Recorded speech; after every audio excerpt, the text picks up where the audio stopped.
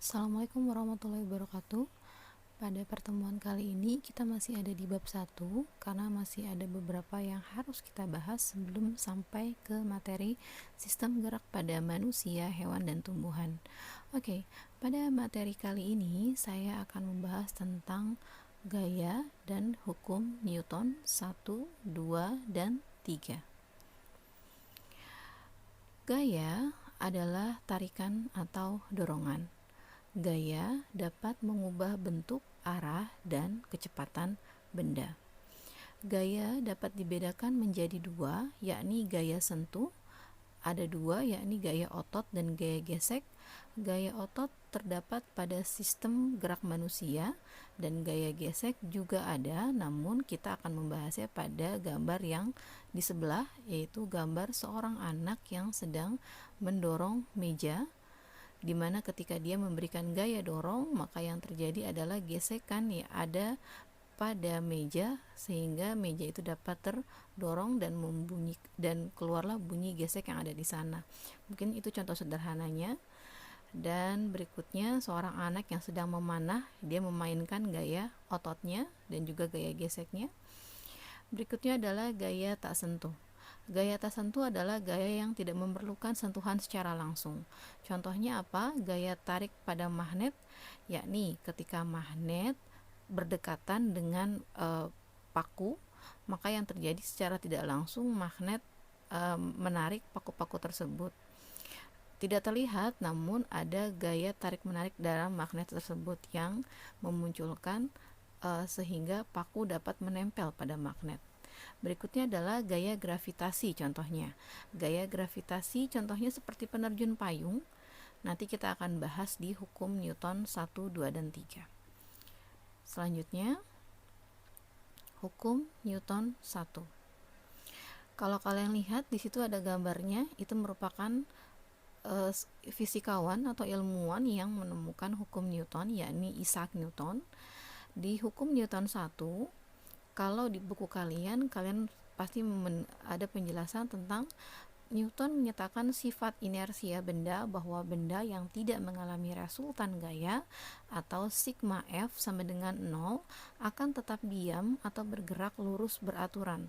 Hal ini selanjutnya kita kenal dengan hukum Newton 1. Maka saya akan menjelaskan bahwa bunyi dari hukum Newton 1 adalah yang tepatnya jika resultan pada suatu benda sama dengan 0, hampir sama, maka benda yang diam akan tetap diam dan benda yang bergerak akan tetap bergerak dengan kecepatan tetap. Berdasarkan hukum Newton ini, kamu dapat memahami bahwa suatu benda cenderung mempertahankan keadaannya, benda yang diam akan cenderung untuk tetap diam, dan benda yang bergerak akan cenderung untuk tetap bergerak. Oleh karena itu, hukum Newton 1 disebut juga hukum kelembaman atau hukum inersia. Dalam beberapa pembahasan, kelembaman bisa dikategorikan sebagai hukum kemalasan. Kenapa dikatakan kemalasan? Karena benda tersebut bisa menentukan arah geraknya dia. Apakah dia akan bergerak atau dia akan tetap diam. Jadi inilah yang disebut dengan hukum inersia. Jadi hukum Newton 1 merupakan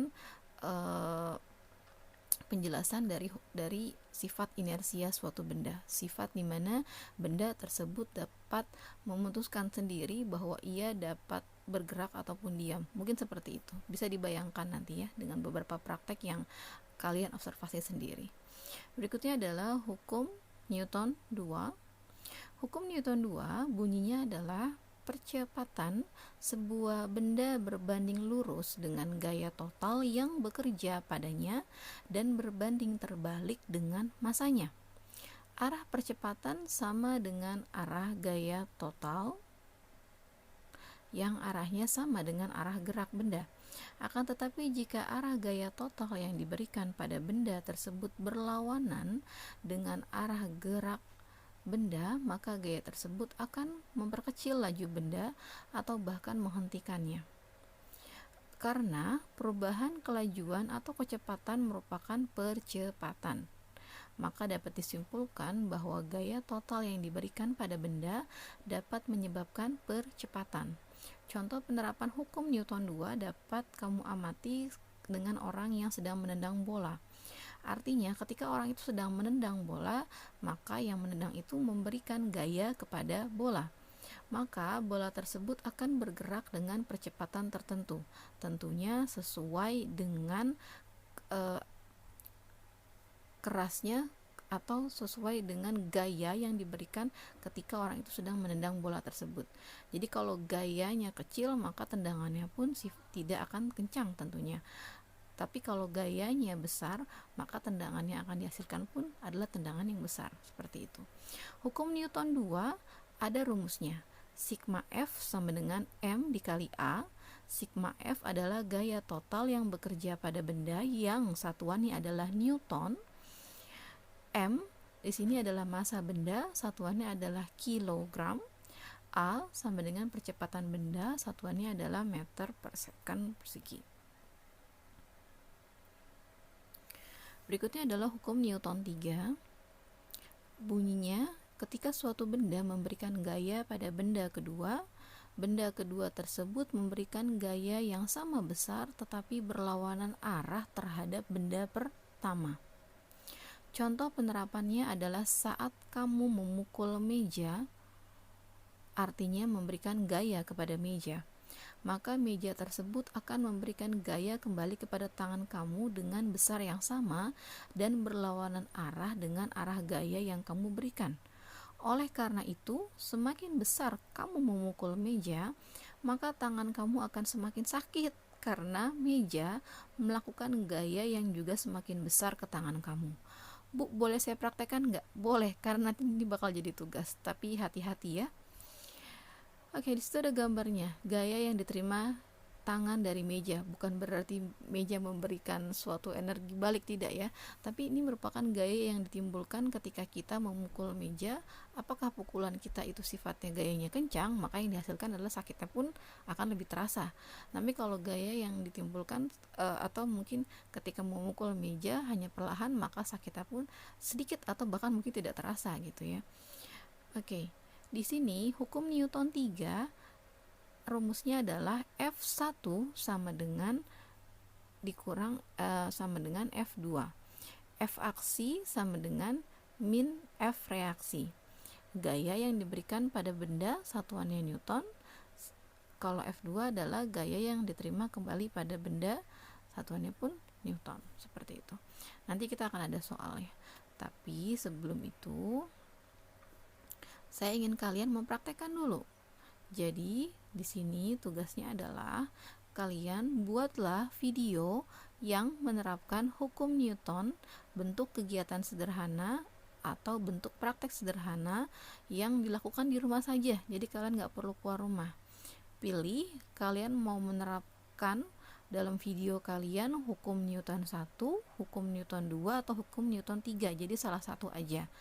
Dan dalam video itu ketika kalian sedang mempraktekkan, hati-hati ya, dan ada penjelasannya, maka jelaskan praktek kalian ini seperti ini Bu, kenapa, apa alasannya, dan ini dikatakan sebagai hukum Newton keberapa. Seperti itu saja. Ingat, tugas dikumpulkan pada pertemuan IPA selanjutnya. Silahkan dikerjakan agar tidak ada yang tertinggal atau bahkan dengan alasan tidak mengumpulkan tugas, atau bahkan kemarin saya ada tugas bahasa Inggris ya. Ada salah satu anak, jujur saya kurang respect dengan hal ini. Ada anak yang mengatakan, Bu, tugasnya yang mana? Seakan-akan dia tidak memperdulikan ketika saya dengan susah payah membuat video untuk menjelaskan namun disepelekan. Semoga ya, saya cuma punya pesan satu kepada siapapun, gak hanya anak ini, yuk kita saling menghargai kalau ingin dihargai. Jadi ketika nanti kamu merasa tidak dihargai, kamu bisa berpikir kembali sudah sejauh mana kamu menghargai orang, dan kamu akan berpikir dengan sendirinya. Jadi silahkan kita bekerja sama, berikhtiar, berproses bersama, belajar bersama. Silakan buat tugasnya. Saya selalu memunculkan tugas di video akhir saya, maka video memang tidak akan terlalu panjang, namun silahkan diperhatikan bentuk detailnya. Kalau ada yang bingung, aduh contohnya seperti apa, silakan buka-buka kembali bukunya, itu banyak banget. Jadi contohnya bisa sama dengan teman yang lainnya atau bisa berbeda kalau kalian mau lebih kreatif dengan browsing ke tempat ke blog-blog saintis lainnya. Silahkan, saya perkenankan. Mungkin itu aja dari saya. Terima kasih atas pertemuannya hari ini. Kita akan bertemu lagi dengan pertemuan selanjutnya, yakni membahas soal dan sistem gerak pada manusia, hewan, dan tumbuhan. Yuk saling menghargai, kerjakan tugasnya. Ketika kalian tidak mengerjakan tugas, maka absensi kalian saya kategorikan kosong ya. Mohon maaf, saya sudah ingatkan ini sudah berkali-kali dari awal. Selamat mengerjakan. Terima kasih. Wassalamualaikum warahmatullahi wabarakatuh. Ya, terakhir, saya ingin membahas tentang soal yang pernah kalian kerjakan di awal pertemuan kita. Saya sengaja menyuruh kalian untuk mengerjakan, menugaskan kalian untuk mengerjakan tentang diskusi ini. Sama-sama, kalau kalian mau koreksi kerjaan kalian sejauh mana sih secara tidak langsung kalian sudah mampu mengeksplorasi tentang hukum Newton 1, 2, dan 3. Saya akan kasih tahu kira-kira mana jawaban yang tepat dan tidak tepat dari kalian. Kalian bisa koreksi sendiri. Untuk yang nomor 1, ada peristiwa 2 ekor kijang yang saling beradu berkekuatan terpental akibat saling mendorong satu sama lain. Itu dikatakan sebagai hukum Newton berapa sih, Bu? Oke, baik. Itu dikatakan sebagai hukum Newton 3. Kenapa? Karena terpental ya kedua ekor kijang dikarenakan gaya aksi reaksi dari masing-masing kijang yang saling beradu. Seperti itu. Berikutnya, nomor 2, 2 ekor badak jantan yang bermassa sama atau berkekuatan sama melakukan adu kekuatan untuk memperebutkan daerah kekuasaan. Keduanya saling mendorong dengan gaya yang sama sehingga tidak ada satupun badak yang bergeser dari posisinya. Itu dikatakan hukum Newton apa, Bu? Hukum Newton 1, hukum inersia. Alasannya karena kedua gaya yang sama. Jadi kalau punya gaya yang sama dan berlawanan arah mengakibatkan resultan gaya bernilai 0. Jadi kalau mau menentukan itu hukum Newton 1 itu paling mudah karena tinggal dilihat bahwa keduanya memiliki gaya yang sama, massa yang sama, walaupun punya berlawanan arah seperti itu. Tapi diperhatikan kalimat-kalimatnya. Yang berikutnya adalah seekor anak badak bermain dengan induknya. Anak badak tersebut terpental ke belakang karena mencoba mendorong induknya dengan kuat. Maka jawabannya adalah hukum Newton 3. Alasannya adalah karena anak badak terlempar ke belakang akibat gaya reaksi dari gaya aksi saat mendorong induknya. Sekali lagi, alasannya kenapa bisa dikatakan sebagai hukum Newton 3 karena anak badak terlempar ke belakang akibat gaya reaksi dari gaya aksi saat mendorong induknya. Kok bisa? Ya tentu karena induknya lebih besar kan. Ya. Oke, berikutnya adalah seekor harimau. Oke, tadi badak, sekarang harimau. Harimau jantan mendorong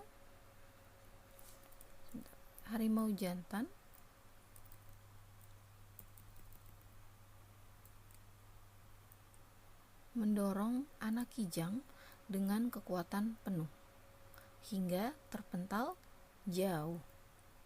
Maka di sini dikatakan sebagai hukum Newton 2. Alasannya kenapa dikatakan bahwa yang nomor 4 sebagai hukum Newton 2? Karena dengan gaya yang kuat harimau jantan atau harimau mampu menggerakkan anak kijang dengan percepatan tertentu. Ya, jadi alasannya dengan gaya yang kuat harimau jantan mampu menggerakkan anak kijang dengan percepatan tertentu. Berikutnya adalah seekor elang. Seekor elang terbang bebas di udara dengan cara mengepakkan sayapnya ke bawah. Kecepatan udara yang lebih cepat di bagian atas sayap mengakibatkan elang tersebut terangkat ke atas. Maka yang terjadi adalah hukum Newton 3. Kenapa hukum Newton 3? Alasannya adalah kepakan sayap burung ke bawah, ya ini gaya aksi yang dimunculkan, mengakibatkan burung terangkat ke atas, sehingga ada reaksinya atau gaya reaksi. Yang keenam, seekor gajah betina mendorong anaknya ke sungai untuk minum.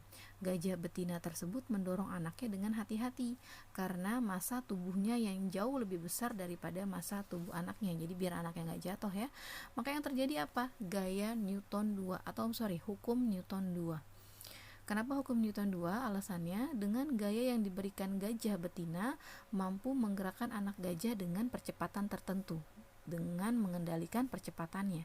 Kalau dia nggak bisa mengendalikan, maka yang terjadi adalah anak jatuh dan terpental, seperti itu. Jadi ada percepatannya, maka dikategorikan hukum Newton 2.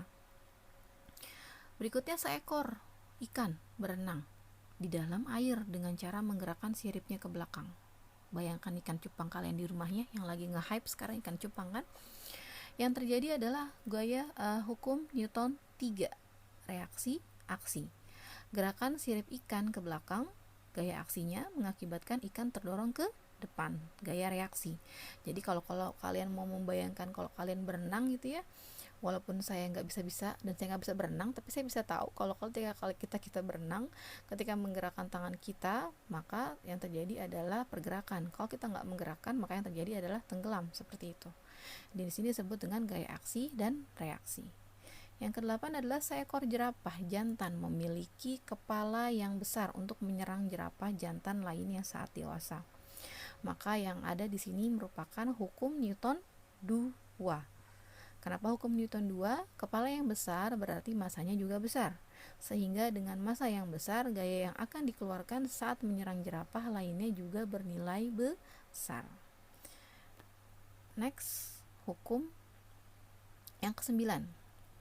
Seekor kuda berlari dengan kecepatan konstan atau tetap ya, sambil membawa sebuah paket di punggungnya. Secara tiba-tiba kambing tersebut berhenti sehingga paket tersebut terlempar ke depan. Maka yang terjadi adalah, ayo diingat, ini tetap konstan. Maka yang terjadi adalah hukum tetap apa? Inersia, yakni hukum Newton 1.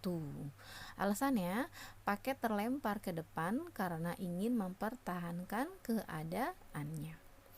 Yang 10 adalah seorang joki kuda mengikuti kompetisi final berkuda. Di menit akhir, kuda yang ditungganginya berhenti secara tiba-tiba, sehingga joki tersebut terpental ke depan. Maka yang terjadi adalah hukum berapa? Tetap loh ini, atau sama, hukum Newton 1. Alasannya, joki terlempar ke depan karena ingin mempertahankan keadaannya. Seperti itu. Ya, silakan dikoreksi kembali. Kalau memangnya ingin memperbaiki, silakan. Kalau yang ingin menambahkan alasannya, saya persilahkan. Seperti itu. Inilah kenapa kita menggunakan eksplorasi, karena di awal saya ingin kalian memetakan terlebih dahulu yang ada di kepala kalian sebelum kita memulai belajar. Karena dalam IPA, sebanyak apapun kita memberikan materi dalam kepala kalian, kalau kepala kalian tidak memfungsikan untuk mengeksplorasi atau mencoba atau memberikan sedikit stimulus, cari-cari nih apa contoh-contohnya, cari-cari nih apa praktek-prakteknya, atau bagaimana sih menggunakan rumusnya. Ibaratnya kalau kalian gak rajin, maka hasilnya sama dengan 0 ya, inersia bisa dikategorikan sebagai mager loh. Kalau kalian mau bisa gerak, bisa maju. Kalau kalian gak mau, ya sudah, siap dengan pergerakan diam, siap dengan dunia yang terus berjalan, dan kalian tetap ada di sana. Jangan sampai ya.